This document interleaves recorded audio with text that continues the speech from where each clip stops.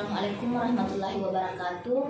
Perkenalkan, nama saya Nur Hikmah Hasan, SPD, MPD, NIDN 0913069003. Saya adalah salah satu dosen tetap di program S1 Pendidikan Fisika pada Fakultas Keguruan dan Ilmu Pendidikan Universitas Pancasakti Makassar sejak tahun 2016. Sebagaimana yang telah dipaparkan di Undang-Undang dan Peraturan Pemerintah Nomor 37 Tahun 2009 bahwa seorang dosen adalah pendidik profesional dan ilmuwan yang tugas utamanya adalah mentransformasikan, mengembangkan, dan menyebarluaskan ilmu pengetahuan, teknologi, dan seni melalui pendidikan, penelitian, dan pengabdian terhadap masyarakat. Kewajiban Tridharma Perguruan Tinggi ini juga saya laksanakan, diantaranya Dharma Pendidikan dan Pengajaran, Dharma Penelitian, dan Dharma Pengabdian kepada masyarakat, yang tentunya semua itu sesuai dengan bidang keilmuan dan latar belakang saya, yakni pendidikan fisika. Pada Dharma Pendidikan dan Pengajaran, saya mengampu mata kuliah sesuai dengan bidang keilmuan saya dan latar belakang pendidikan saya, yaitu S1 Pendidikan Fisika dan S2 Pendidikan Fisika. Adapun beberapa mata kuliah yang saya ampu, yang saya ajarkan antara lain adalah Fisika Dasar 1, Praktikum Fisika Dasar 1, Fisika Dasar 2, Praktikum Fisika Dasar 2, Arus bolak-balik, dan gelombang dan optik. Mata kuliah tersebut tersebar di semester ganjil dan genap di program studi S1 Pendidikan Fisika Universitas Pancasakti Makassar. Berikut ini akan saya paparkan mengenai mata kuliah Fisika Dasar 1 yang saya ajarkan sesuai dengan bidang keilmuan saya. Mata kuliah Fisika Dasar 1 dengan bobot 3 SKS dilaksanakan pada semester ganjil, tepatnya untuk mahasiswa semester 1.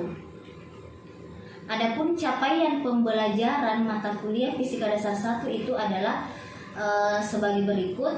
Yang pertama, capaian yang pertama yaitu mahasiswa mampu menjelaskan besaran dan satuan serta dapat mengoperasikan penjumlahan dan perkalian vektor dan dapat mengaplikasikannya pada pembelajaran yang ada di sekolah. Adapun capaian yang kedua yaitu mahasiswa itu mampu menjelaskan konsep yang berlaku pada gerak satu dimensi dan gerak dalam bidang data. Capaian yang ketiga, mahasiswa mampu menjelaskan dan mengaplikasikan hukum-hukum Newton dalam kehidupan sehari-hari. Capaian yang keempat, mahasiswa mampu menjelaskan dan menggunakan persamaan yang berlaku pada usaha dan energi. Kelima, mahasiswa mampu menjelaskan dan menggunakan persamaan yang berlaku pada momentum dan impuls. Keenam, mahasiswa mampu menjelaskan konsep yang berlaku pada rotasi benda tegak. Ketujuh, mahasiswa mampu menjelaskan tentang konsep yang ada pada fluida statik dan fluida dinamis. Mata kuliah Fisika Dasar ini sangat penting bagi mahasiswa pendidikan fisika. Kenapa? Karena bisa sebagai dasar pengetahuan bagi para mahasiswa agar bisa menjadi bekal untuk dia memahami mata kuliah pendidikan fisika selanjutnya, di mana pada mata kuliah ini bahan kajiannya itu membahas tentang mekanika yang dirincikan dalam pokok-pokok bahasan seperti pengukuran, vektor, gerak dalam satu dimensi, gerak dalam bidang datar, hukum Newton, gaya gesek, usaha dan energi, momentum dan impuls, rotasi benda tegar, serta fluida statis dan fluida dinamis. Referensi utama yang saya gunakan dalam mengampu mata kuliah fisika dasar ini yaitu buku dari Survey and Jewett tahun 2004 yang berjudul Physics for Science and Engineering with Modern Physics. Adapun buku penunjang lainnya yaitu Douglas John Coley, Halliday Resnick, buku Tipler, dan buku Fisika Universitas 1 oleh Sir Szymanski. Selanjutnya saya akan memaparkan mengenai komponen DIA atau Delivery, Interaction, dan Assessment pada mata kuliah Fisika Dasar 1. Untuk yang pertama, komponen delivery yaitu tentang penyampaian materi pelajaran pada pelaksanaan mata kuliah ini, yaitu secara umum dilaksanakan dalam bentuk ceramah, diskusi, dan tutorial. Untuk yang kedua, pada komponen interaction melalui tanya jawab saat pembelajaran tatap muka itu berlangsung pada setiap pembelajaran pada mata kuliah Fisika Dasar 1. Kemudian komponen yang ketiga yaitu pada komponen assessment dilakukan melalui penugasan atau assignment, lembar kerja mahasiswa, nilai ujian, serta keaktifan menjawab saat diberi pertanyaan di kelas. Oke, dan berikut ini akan saya tampilkan salah satu video pengajaran mata kuliah Fisika Dasar 1 pada materi fluida statis. Assalamualaikum warahmatullahi wabarakatuh dan selamat pagi. Oke, untuk hari ini kita akan membahas mengenai materi fluida statis. Sebelum kita masuk ke materi, saya absen terlebih dahulu ya. Rosalia Mistika, Hermina Ena, Sri Sulasmi, Teresia. Oke, kita lanjutkan membahas mengenai materi hari ini yaitu tentang fluida statis. Sebelum saya menjelaskan materi mengenai fluida statis, mungkin dari adik-adik sekalian ada yang bisa mendefinisikan apa itu fluida? Ya, silakan Hermina Ena. Fluida adalah suatu zat cair, baik itu zat yang mengalir maupun tidak mengalir. Oke, betul sekali apa yang dijelaskan oleh temannya bahwa fluida itu adalah sesuatu cairan yang mengalir dan tidak mengalir. Terus, nah, adapun materi yang akan dibahas di dalam fluida statis nanti ini itu ada mengenai fluida, tekanan hidrostatis, mengenai hukum Pascal, hukum Archimedes, tegangan permukaan, dan mengenai kapilaritas atau daya serap. Nah, sebelum kita lanjut ke materinya, kita bahas mengenai fluida dan tekanan hidrostatis terlebih dahulu. Mari kita saksikan video berikut ini.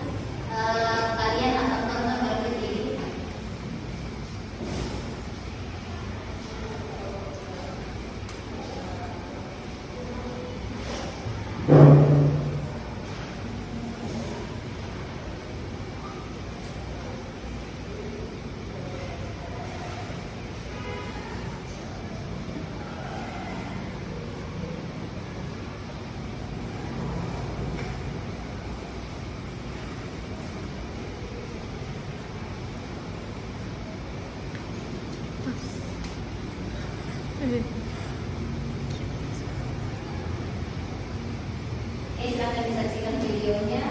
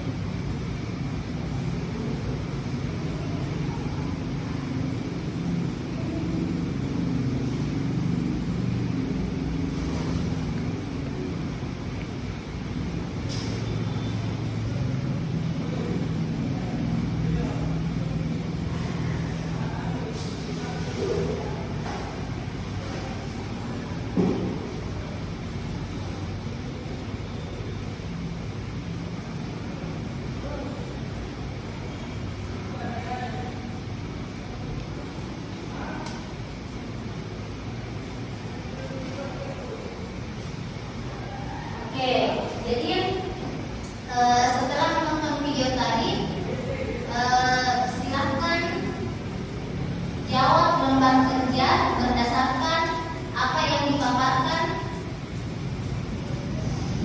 video barusan.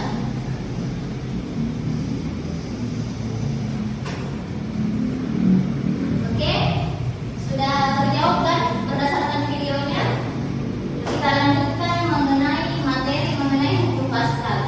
Jadi, hukum Pascal menyatakan bahwa tekanan yang diberikan suatu fluida di dalam ruang tertutup itu akan diteruskan ke segala arah. Mungkin adik-adik dalam kehidupan sehari-hari sering melihat contoh-contoh yang seperti ini kan? Ada rem cakra, ada alat pengangkat mobil saat mencuci mobil, sama dompet hidrolik.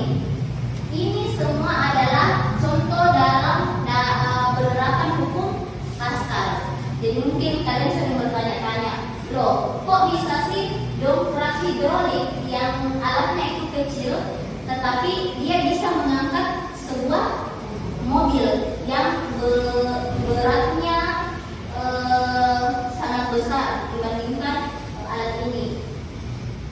Semua itu bisa terjadi karena adanya penerapan hukum Pascal, di mana tekanan yang diberikan itu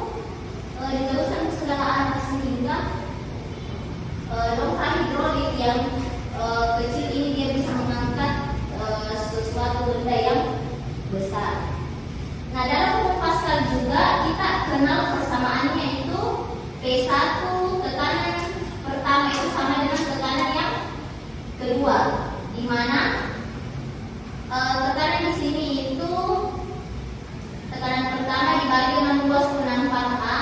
Di sini tekanan kedua dibagi dengan luas penampak kedua. Jadi kalian bisa perhatikan sistem kerja dari hukum Pascal itu seperti ini. Nah, ini ketika tangan kita menekan, ini contohnya pada di tempat cuci mobil itu kan. Kalau tempat cuci mobil, di sini bebannya diangkat, di sini diletakkan mobilnya. Terus di bagian berhubungan yang luas penampaknya kecil, jadi itu diberi tegangan, diberikan tekanan sehingga tekanan yang masuk dari luas penampak ini dia akan mendorong, memberikan tekanan ke seluruh bejana ini sehingga bisa mengangkat beban yang sangat berat di luas penampak kedua ini. Sampai di sini paham? Oke, saya lanjutkan. Nah, ini contoh penerapan hukum Pascal. Misalnya mesin hidrolik pengangkat mobil pada gambar di bawah ini memiliki pempisah masing-masing dengan luas penampak 5 cm. Ini luas penampak pertama 5 cm pangkat 2, dan luas penampak kedua itu 2000 cm persegi. Nah, yang ditanyakan di sini juga diketahui bahwa berat beban yang diangkat memiliki 25 Newton. Sekarang yang ditanyakan berapakah gaya yang harus kita berikan pada penampak kecil ini supaya mobil yang beratnya 25 Newton ini dia bisa terangkat. Nah, kalian perhatikan di sini penyelesaiannya. Di sini diketahui bahwa luas penambang pertama itu 5 cm persegi, luas penambang kedua itu 2000 cm persegi. Yang ditanyakan berapakah tekanan pada penampang yang pertama. Persamaannya tadi sudah dijelaskan bahwa X1 per A1 itu sama dengan X2 per A2. Yang ditanyakan X1, sehingga A1 per A2 dikalikan dengan X2, kita masukkan saja semua angka yang sudah diketahui ini, sehingga mendapatkan hasil 62,5 Newton. Jadi besar gaya yang harus kita berikan pada luas penampang pertama ini itu sebesar 62,5 Newton supaya mobil yang beratnya 25.000 Newton ini dia bisa terangkat.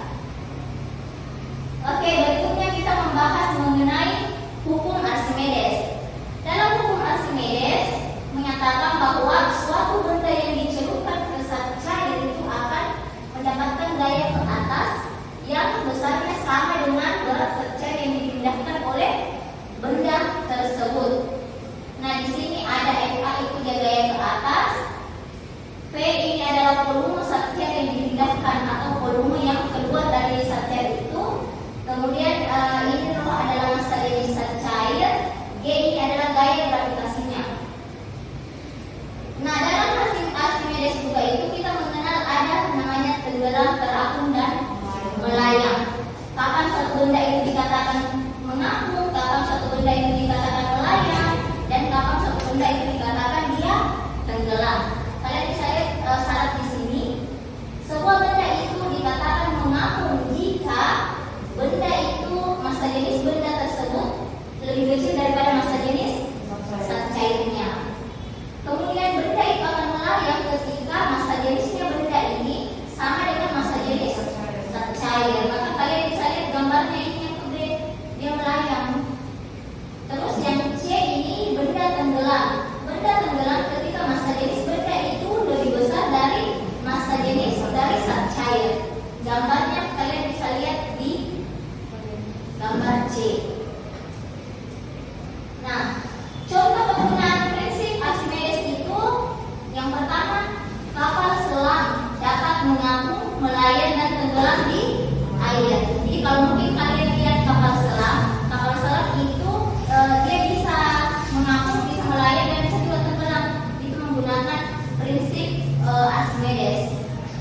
Jadi dia rubah-rubah saja masa jenisnya supaya bisa mengangkut nelayan dan tenggelam. Kemudian contoh lainnya itu ada pada kapal laut, ada pada jembatan kotor, jalanan kapal dan hidrometer, serta ada pada balon udara itu bisa naik ke atas itu karena pengaplikasian dari hukum Archimedes itu sendiri. Oke, berikutnya, nah untuk contoh soal hukum Archimedes kalian bisa lihat di atas. Di dalam sebuah bejana yang berisi air terdapat segumpalan es yang mengapung dengan massa jenis 900 kg per meter kubik. Jika massa jenis air 1000 kg per meter kubik dan volume es yang tercelup dalam air itu 450 cm kubik dihitung. Pertanyaan pertama, volume gumpalan es seluruhnya dan besar daya ke atas yang dialami oleh gumpalan es. Adapun cara penyelesaiannya kalian bisa lihat di atas. Oke? Oke, berikutnya adalah tegangan permukaan. Untuk tegangan permukaan itu tegangan yang ditimbulkan pada permukaan zat cair. Jadi yang diakibatkan oleh adanya gaya kohesi yang dimiliki oleh zat tersebut, itulah disebut tegangan permukaan. Dimana persamaannya kalian bisa lihat di atas. Adapun contoh-contoh dari tegangan permukaan itu, contoh peristiwanya itu seperti pisau silet yang biasa sering mengapung di permukaan air, itu salah satu contoh tegangan permukaan. Nah, yang kedua yaitu adanya tetes air yang jatuh ke kaca yang berbentuk bola. Jadi kalau kalian misalnya hujan di dalam mobil, kalian melihat tetesan air itu kan dia berbentuk bola kan di cermin, itu semua karena pengaplikasian dari adanya tegangan permukaan. Terus mainan gelembung sahur yang biasa anak-anak main itu yang balon-balon sahur. Nah itu juga karena adanya tegangan permukaan. Kemudian yang keempat yaitu nyamuk yang dapat mengapung di permukaan air. Dan mungkin kalian bisa dengar tadi kenapa bisa nyamuk tidak tenggelam saat berdiri di air, itu karena adanya tegangan permukaan antara air dengan kaki nyamuk. Nah ini contoh soal untuk tegangan permukaan. Kalian bisa lihat sendiri di sini contohnya dan penyelesaiannya. Kemudian berikutnya yaitu kita membahas mengenai kapilaritas.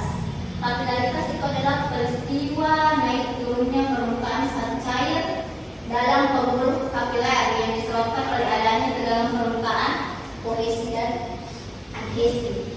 Adapun persamaan dari kapilaritas itu sendiri, ini kalian bisa lihat ini.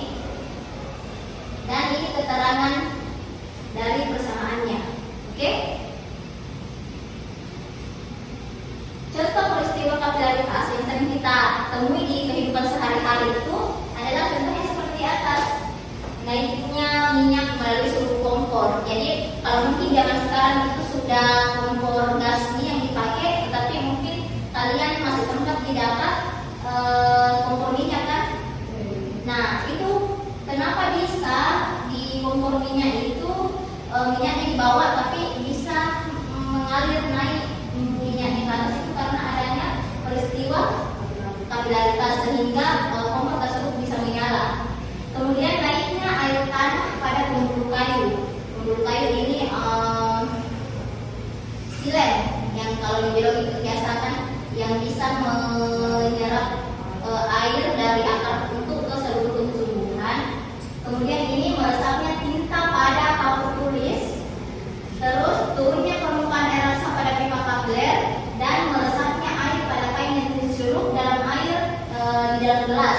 Jadi kalau misalnya sering kainnya tercelup sedikit di ujungnya tapi lama-lama hampir basah setengah kan, nah itu juga adalah contoh peristiwa dari kapilaritas. Adapun contoh soalnya kalian bisa lihat di sini contoh soalnya dan penyelesaiannya. Kalian bisa pelajari untuk bisa menjawab soal yang ada di lembar kerja kalian. Oke, jadi itu tadi materi mengenai tentang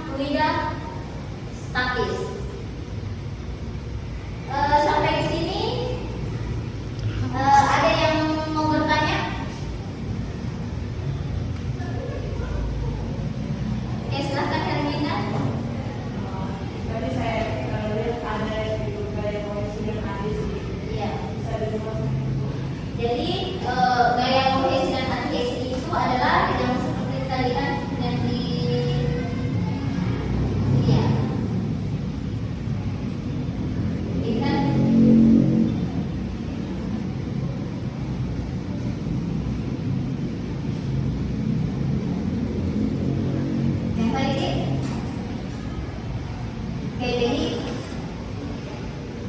ini ya.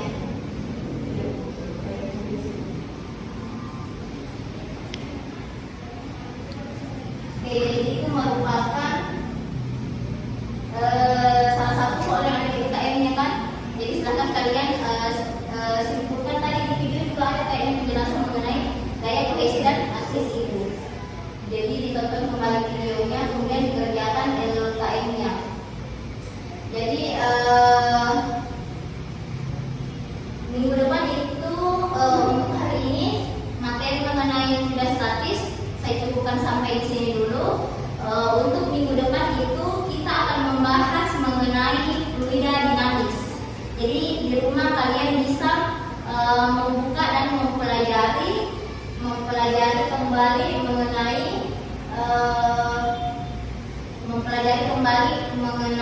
fluida statis. Kemudian kalian bisa juga mempelajari fluida dinamis supaya sebelum kita memulai materi kalian punya pemahaman terlebih dahulu mengenai materi apa yang akan kita jelaskan pada hari itu. Oke, sekian dari saya. Terima kasih. Selamat